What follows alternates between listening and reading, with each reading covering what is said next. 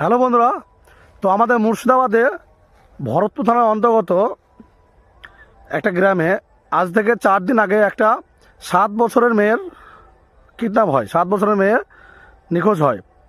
তো আজকে তার মরদেহ পাওয়া গেছে পাশের একটা অন্য গ্রামে, 1 কিলোমিটার দূরে একটা গ্রাম আছে, সেই গ্রামে পাওয়া গেছে।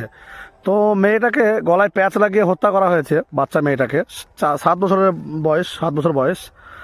তো আমার একটাই কথা, সবার একটাই দাবি, যারা এই হত্যাটা করেছে তাদেরকে জলদি, মানে খুবই তাড়াতাড়ি অ্যারেস্ট করা হোক তদন্ত করে, ও তাদের কঠিনতম কঠিন সাজা হোক, ওপেন ওপেন ফাঁসি দেওয়া হোক তাদেরকে।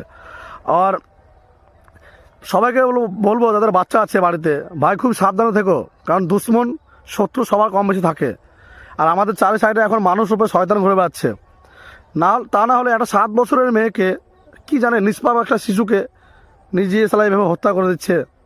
আমরা মানুষ মানুষ আমরা এখন নামে রয়ে গেছি। আমাদের চারি সাইডে কত শত্রু থাকে, কত ভালোবাসা থাকে, কত ভালো লোক থাকে আমরা ভাবি, কিন্তু না, এই মানুষেরই শত্রু। মানুষের থেকে শত্রু থেকে বড় তো সে মানুষই আছে। আর মানুষ এখন শয়তান করে যাচ্ছে। তো সকলকে বলবো যাদের বাচ্চা আছে, ভাই বাচ্চার চোখে চোখে রাখুন, সাবধানে রাখুন, কারণ এখন কাউকে ভরসা করা মুশকিল, কাউকে ভরসা করা মুশকিল। তো সবাইকে বলবো সতর্ক থাকুন ও সাবধানে থাকুন, নিজের বাড়ির বাচ্চারাকে সুরক্ষিত রাখুন, চোখে চোখে রাখুন। আর এটার জন্য প্রতিবাদ করুন, যাতে যারা করেছে তারা দোষী সাব্যস্ত হয়, যারা মানে ধরা পড়ে তাদের জন্য কঠিনতম কঠিন শাস্তি হয়। ভালো থেকো, আর ভিডিওটা শেয়ার করে দিও।